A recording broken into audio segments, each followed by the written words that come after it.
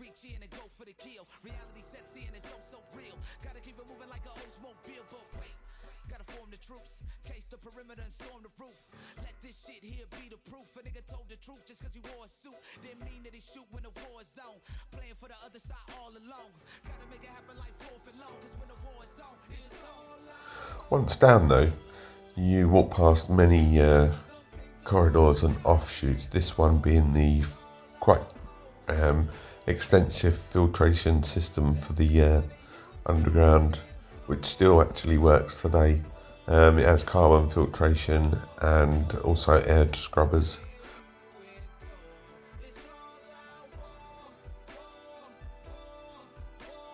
For power, they took energy from most of the big surrounding cities, but obviously could generate their own. But most of the time they would take high voltage electricity and step that down with their own transformers to a more suitable level, 110 volts for use. But they could generate their own.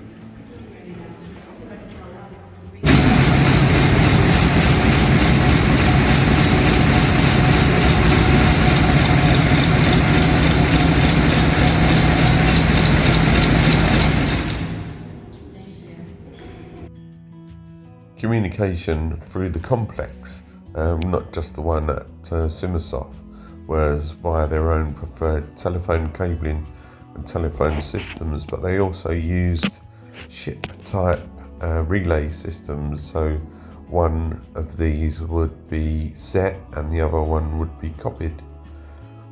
For bedding, most soldiers slept in a hotbed system, but they were looked after by having a pharmacy, an active dentist and operating centre should they be required, even with little gas sets around.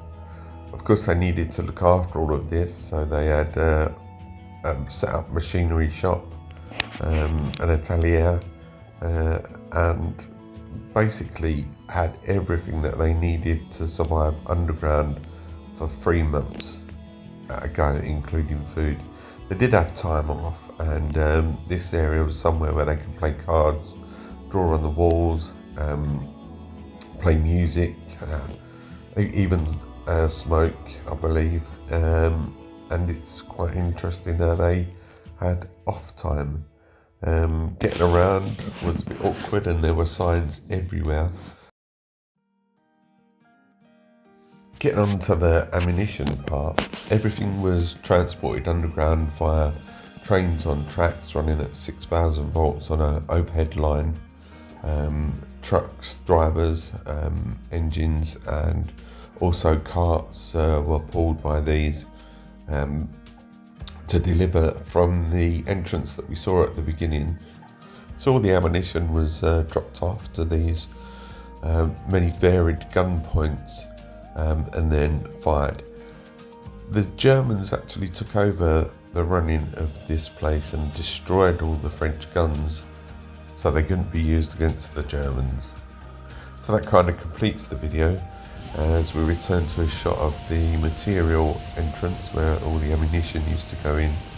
And there's one last thing we need to finish on. If someone did throw a grenade anywhere, the guys would pop it into this launcher and pull the handle and fire it back outside again.